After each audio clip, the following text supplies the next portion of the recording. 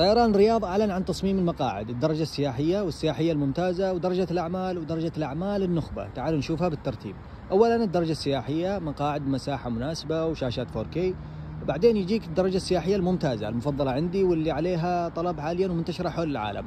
وطبعا هذا مقعد ريكارو، إذا مشبهين عليه هو نفس اللي استخدموه طيران الإمارات لكن بلمسات مختلفة. الحين ندخل في الريتش درجة الأعمال، وهذا مقعد يونيتي من شركة سافران، شركة معروفة في عالم الطيران، وهو واحد من أفضل المقاعد مؤخرا، طالبين طيران اليابان وطيران الهند.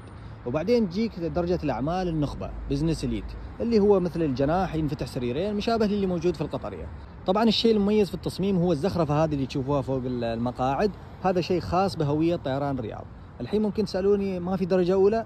نعم يا عزيزي، ناويين يسوي درجة أولى مستقبلا لما يجيبوا طائرات أكبر، لسه يفكروا بين ال A350 كحيلة العينين وال 777X.